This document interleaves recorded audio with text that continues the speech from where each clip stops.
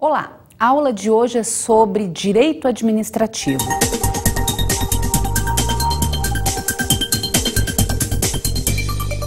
Vamos analisar questões práticas envolvendo esta matéria. Vamos à questão número 1.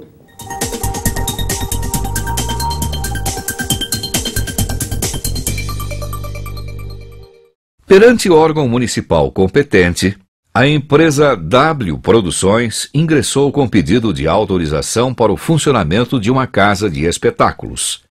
Passados 4 anos do protocolo oficial, o órgão municipal sequer examinou o seu pedido. A lei municipal não estabelece um prazo para que a administração pública decida a respeito do pedido de autorização dessa espécie. Essa questão trata sobre poder de polícia, sobre a duração dos processos administrativos e as possibilidades de intervenção do cidadão em face desses processos administrativos. Vamos à pergunta. Pergunta-se: é possível à empresa W Produções impetrar mandado de segurança pleiteando ordem para que o órgão municipal conceda a autorização requerida administrativamente? É possível à empresa W Produções impetrar mandado de segurança pleiteando ordem e fixando prazo para que o órgão municipal examine o seu pedido e decida sobre o seu direito de licença para funcionamento? Fundamente e justifique a sua resposta. Em primeiro lugar, cabe destacar o artigo 2º da Constituição Federal, que trata da separação de poderes. É importante o aluno entender que o judiciário não pode invadir o terreno do chamado mérito do ato administrativo, o qual é insindicável, incontrolável pelo Poder Judiciário. O juiz não pode substituir-se ao administrador. O juiz não pode, portanto, decidir em nome do administrador. A empresa pode sim, no Poder Judiciário, questionar a demora na definição de sua situação, mas não pode pleitear ao Poder Judiciário que decida pela administração pública. Cabe, portanto, a impetração de mandado de segurança por omissão com fundamento no artigo 5º, inciso 78 da Constituição Federal. Observados, no entanto, os limites estabelecidos no artigo 2º. Não há possibilidade de invasão do mérito do ato administrativo. Este mandado de segurança por omissão vai determinar uma decisão judicial que pura e simplesmente vai estabelecer um prazo para o cumprimento do ato. Não pode o Poder Judiciário, frise-se, invadir o terreno da escolha, o terreno da chamada discricionariedade administrativa. Esse é um assunto recorrente em avaliações e que precisa de uma atenção especial. O terreno da discricionariedade administrativa é insindicável. Não há possibilidade do judiciário invadir este espaço e decidir em nome do administrador. O fundamento desse mandado de segurança vai ser a ideia de razoável duração do processo, estabelecida no artigo 5º, inciso 78, já mencionado, a celeridade processual, portanto, mas também a violação por parte do administrador público dos princípios da razoabilidade, da proporcionalidade, do princípio da eficiência administrativa. A administração pública deve buscar agir com o menor tempo possível, deve buscar celeridade na tomada de decisão administrativa. Essa é uma regra básica de boa administração, presente no chamado princípio da eficiência. Além disso, a administração pública deve decidir os seus pleitos com observância no princípio da razoabilidade e da proporcionalidade. Estes princípios são também fundamento, causa de pedir do mandado de segurança possível de ser proposto por esta empresa.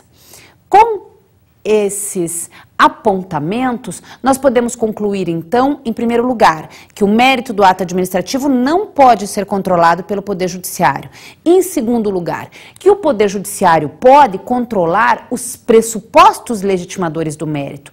Se a administração pública não está agindo com eficiência, não está agindo com razoabilidade, com proporcionalidade, não está agindo dentro dos parâmetros estabelecidos pelo ordenamento jurídico, ela pode sim sofrer controle do Poder Judiciário. E esse controle é perfeitamente possível de ser realizado via mandado de segurança por omissão. Com isso, podemos passar à análise da nossa segunda questão. Vamos a ela.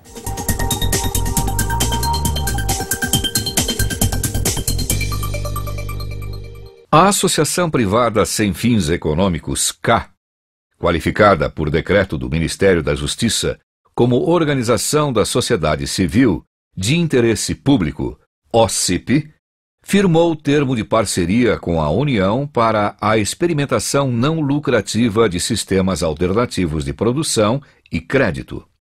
A União repassou R$300 mil à Associação K para se executar o termo de parceria.